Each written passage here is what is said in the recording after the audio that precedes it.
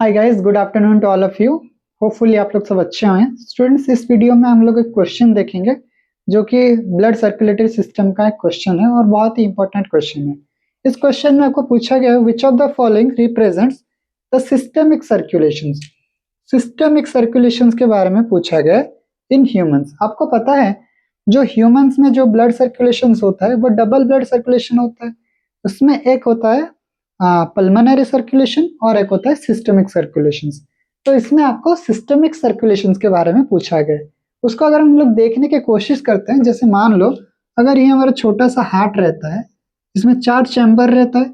ये हमारा left atrium रहता है, ये हमारा राइट एट्रियम रहता है, ये हमारा लेफ्ट वेंट्रिकल रहता है, ये हमारा राइट वेंट्रिकल रहता है, राइट। और ऊपर हमारा एक लंग्स होता है, इधर लंग्स होता है, और इधर हमारा क्या होता है, बॉडी होता है, राइट। ठीक है। जब ब्लड बॉडी से जितने भी डीऑक्सीजनेटेड वाला ब्लड रहता है वो आके कहाँ गिरता है, राइट एट्रियम में। ओके, राइट एट्रियम में गिरने के बाद राइट एट्रियम से कहाँ जाता है, राइट वेंट्रिकल में, और राइट वेंट्रिकल से कहाँ जाता है, लंग्स की तरफ। और लंग्स में ब्लड का प्यूरिफिकेशन होता है। ब्लड का प्यूरिफिकेशन होने के बाद लंग्स में आता है कहाँ पे, लेफ्ट एट्रियम में।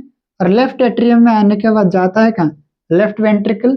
और लेफ्ट वेंट्रिकल से फाइनली जाता है कहाँ पे, बॉडी पे। ओके, तो इधर स्टूडेंट्स दो सर्कुलेशन है। एक है पल्मोनरी सर्कुलेशन जहां ब्लड जाता है कहाँ पे, लंग्स तरफ, और एक होता है सिस्टमिक सर्कुलेशन जहां ब्लड जाता है कहाँ पे, बॉडी के तरफ। ओके, तो इधर आपको क्या पूछा गया, सिस्टमिक सर्कुलेशन के बारे में पूछा गया। तो इधर देखते हैं। ओके, पहला ऑप्शन को अगर आप देखोगे, लेफ्ट वेंट्रिकल से डीऑक्सीजनेटेड वाला ब्लड, हमेशा याद रखना लेफ्ट एट्रियम हो या लेफ्ट वेंट्रिकल हो, उन दोनों में हमको हमेशा ऑक्सीजनेटेड ब्लड देखने के लिए मिलता है।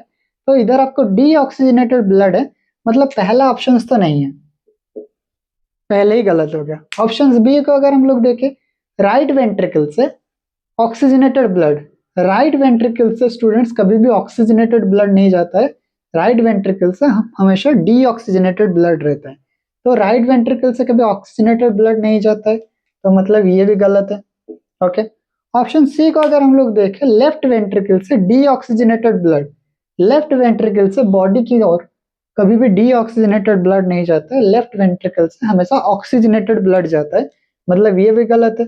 ऑप्शन डी को अगर हम लोग देखें, तो लेफ्ट वेंट्रिकल से ऑक्सीजनेटेड ब्लड जाता है कहाँ पे, टिश्यू या बॉडी, इसको आप बॉडी भी लिख सकते हो। ओके, और बॉडी को जानने के बाद बॉडी से क्या होता है, जब आपका ग्लाइकोलिसिस होता है तो उधर CO2 प्रोड्यूस होता है, और वही CO2 वाला ब्लड आके कहाँ गिरता है, राइट एट्रियम में गिरता है।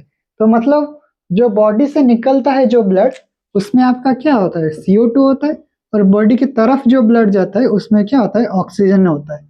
मतलब लेफ्ट वेंट्रिकल से ऑक्सीजनेटेड ब्लड जाएगा कहाँ पे, बॉडी की तरफ, और बॉडी से CO2 जब निकलेगा तो वो टाइप का ब्लड को हम लोग डीऑक्सीजनेटेड ब्लड कहेंगे, और वो वाला ब्लड जाके गिरेगा कहाँ, राइट ऑरिकल या राइट एट्रियम। मतलब ऑप्शन डी आपका क्या है, सही आंसर है। ओके, सो ये था एक और इम्पोर्टेंट क्वेश्चन, और भी नेक्स्ट वीडियोस में हम और भी इसी तरीके से इम्पोर्टेंट क्वेश्चंस को डिस्कशंस करेंगे। तो आपको ये चीज थोड़ा ध्यान रखना होगा, जो ह्यूमन में जो ब्लड सर्कुलेशन होता है वो डबल ब्लड सर्कुलेशन होता है। ओके, उसमें एक पल्मोनरी सर्कुलेशन होता है, एक सिस्टमिक सर्कुलेशन में पूछा गया। तो अगर आप तीनों ऑप्शंस को अगर देखोगे तो इन तीनों ऑप्शन पहले ही गलत हो जाते हैं, और जो चौथा वाला ऑप्शन है वो सही होगा। ओके, तो इसी तरीके से नेक्स्ट वीडियोस में और भी कुछ क्वेश्चंस को देखेंगे। थैंक यू, जय जगन्नाथ।